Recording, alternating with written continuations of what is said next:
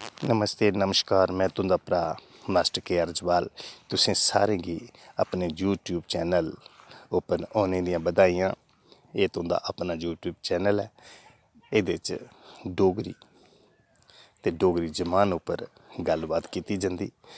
साढ़ा डोगरा कल्चर, डोगरी जबान गी प्रमोशन आस्तै मैं इस चैनल गी अग्गें लेइयै आदा ऐ ते मिगी उम्मीद रौह्ग कि तुस सारे जने मेरे इस यूट्यूब चैनल सुविधा डोगरी गी जरूर समझगे ते मिगी मान सम्मान थ्होग ते अस इस चैनल ते राहें अग्गें बधने दा प्रयास करगे। अज्ज खुशी आह्ली गल्ल एह् ऐ कि सारे पास्सै दिक्खेआ जा तां डोगरी जबान जेह्ड़ी ऐ ओह् बोलने गी लब्भा करदी ऐ। साढ़े बजुर्ग जेह्ड़े न ओह् ते डोगरी बोलदे गै बोलदे, पर साढ़े बच्चे जेह्ड़े न अज्ज ओह् बी किसे बी मंच उप्पर जदूं जंदे ते डोगरी बोलदे लभदे। बजारें च दिक्खो, नग्गरे थाह्रें च दिक्खो तां डोगरी जेह्ड़ी ऐ ना ओह् प्रचलित होआ करदी ऐ। कल्चर जेह्ड़ा ऐ ओह् अग्गें बधा करदा ऐ। एह् तुंदा सारें दा योगदान ऐ, एह् तुंदे सारें भ्राएं दा अपना प्यार ऐ जेह्ड़ा इक दूए गी तुस डोगरी राहें समझाने दा प्रयास करा करदे ओ, बोला करदे ओ। साढ़े जम्मू क्षेत्र च केई चाल्ली दी डोगरी जेह्ड़ी ऐ ओह् दिक्खने गी लभदी ऐ। उद्देश्य इक्कै ऐ ते डोगरी ऐ ना। तुस कंढी दी डोगरी थोह्ड़ी देही साढ़े प्हाड़ी लाके कशा थोह्ड़ी भिन्न ऐ। शैह्र जम्मू दी डोगरी जेह्ड़ी ऐ ओह् थोह्ड़ी देही होर भिन्न ऐ। अपना साढ़ा लगदा लाका रामनगर दा, उत्थुआं दी डोगरी कुछ थोह्ड़ी नेही भिन्न ऐ। तो इसी गै आखेआ जंदा ना, तुस रियासी पुंछ रजौरी आह्ले पास्सै चली जाओ, अखनूर आह्ले पास्सै चली जाओ, पूरे जम्मू दे क्षेत्र च तुस इक धार गी टपगे ते दूइया धारा च जेह्ड़ा बस्सने आह्ला डोगरा माह्नू ऐ ओह्दे च थोह्ड़ी देही विभिन्नता लब्भनी ऐ। इस आस्तै आखेआ जंदा कि जम्मू नेईं पूरा देश गै साढ़ा विभिन्नता दा देश ऐ। एह् गुलदस्ते आंगर लगदा ऐ। इस देश च क्या हर देश च गै ऐसा होंदा ऐ, पर खास करियै दिक्खेआ जा तां साढ़ा भारत देश जेह्ड़ा ऐ एह् केईं जमाने दे लोक, केईं मजहबें दे लोक ते केईं कल्चरें दे लोक जेह्ड़े न ओह् कट्ठे होइयै रौंह्दे ते अपने कल्चर गी प्रमोशन दिंदे। ते साढ़ा कल्चर जेह्ड़ा ऐ मैं तुसेंगी सनां, डोगरा कल्चर बड़ा गै अच्छा कल्चर ऐ, बड़ा गै चंगा ते शैल कल्चर ऐ। साढ़ी जबान ठंडी मिट्ठी जबान ऐ।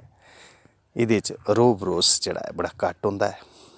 गुस्से गी अस घट्ट समझने, बस मिठास कन्नै परौह्ना जेह्ड़ा साढ़े घर आंदा, अस परौह्ने गी इन्ना आदर मान सम्मान दिन्ने कि वाकेआ गै एह् साढ़ा डोगरा कल्चर ऐ। उसी अस अपनी पलकें उप्पर बठाइयै ओह्दा सोआगत करने। ते साढ़े जम्मू क्षेत्र च नेईं, हून अज्जकल दिक्खेआ जा तां पूरे भारत च गै डोगरी जेह्ड़ी ऐ ओह् जा करदी ऐ। इत्थुआं दे बच्चे, इत्थुआं दे जेह्ड़े नौजवान न ओह् किसे चाल्ली दा बी उ'नेंगी कोई कम्म थ्होंदा ऐ जां कोई कम्म दी तलाश च जंदे न ते जिस राज्य च जिस जगह जंदे उत्थें डोगरी जाइयै जरूर बोलदे ते बोलने दा प्रयास बी करना चाहिदा, तां कि उ'नें लोकें गी लग्गै कि वाकेआ एह् जम्मू दी जुबान ऐ, एह् जम्मू दा कल्चर ऐ। ते अपने कल्चर गी होर अग्गें बधांदे होई असें अपना फैशन जेह्ड़ा ऐ उसी बी असें दिक्खना ऐ। मैं तुसेंगी सनां, साढ़े इत्थें अपने हून स्कूलें च जेह्ड़े प्रोग्राम चलै करदे न ओह्दे च बी तुस दिक्खो तो रंगा रंग जेह्ड़े प्रोग्राम होंदे न ओह्दे च असें एह् दिक्खने च लब्भेआ ऐ कि बच्चें जेह्ड़ा ऐ डोगरी च काफ़ी स्किट कीते, काफ़ी जेह्ड़े डोगरी गीतड़ू जेह्ड़े परफार्म कीते। ते उस कन्नै असें प्रेरित होएआं ते प्रेरणा थ्होई ऐ कि वाकेआ गै हून डोगरा जेह्ड़ा कल्चर दोबारा ओह् आवा करदा ऐ। ते अपने इस मां बोली जुबान गी इक बड़ा अच्छा स्थान थ्होआ करदा ऐ। ते आओ सारे जने मिलियै अपनी मां बोली जुबान गी बढ़ावा देचै ते बोलचै। एह् बड़ी अच्छी जुबान ऐ, साढ़ा बोलने दा फर्ज ऐ।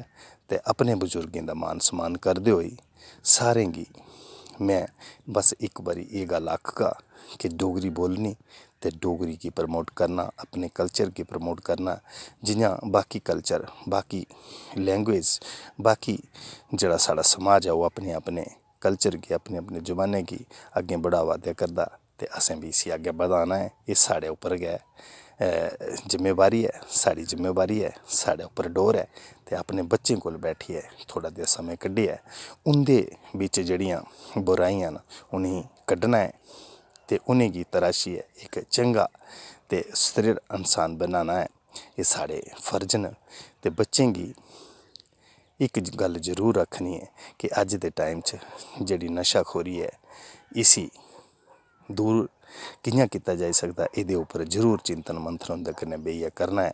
नशाखोरी जेह्ड़ी है ओह् बच्चो थुआढ़े करियर गी, थुआढ़े फ्यूचर गी बर्बाद करी देग।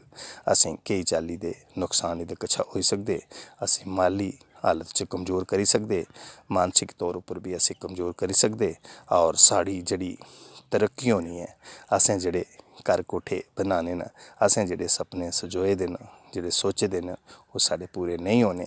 असें सेविंग करनी है, अपनी हेल्थ दी सेविंग करनी है, अपने पैसे दी सेविंग करनी है, अपने माता पिता अपनी इज्जत दी सेविंग करनी है।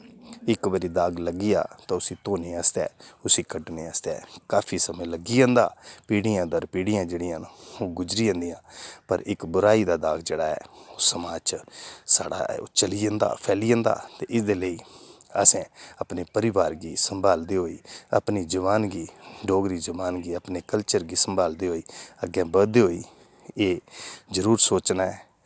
ते मैं तुं'दे कोला अग्गें चाहगा, अगर तुसें गी एह् मेरी वीडियो, मेरे एह् जेह्ड़े कदम चुक्के दे न कि डोगरी कल्चर गी प्रमोट करना है, अपने समाज गी इक अच्छे रस्ते लेई जाना है, अगर चंगी लग्गी है ते प्लीज़ शेयर ते सब्सक्राइब जरूर करनी है। मैं तुं'दा भ्राऽ तुं'दे कोला अग्गें चाहगा। जय हिंद, जय भारत।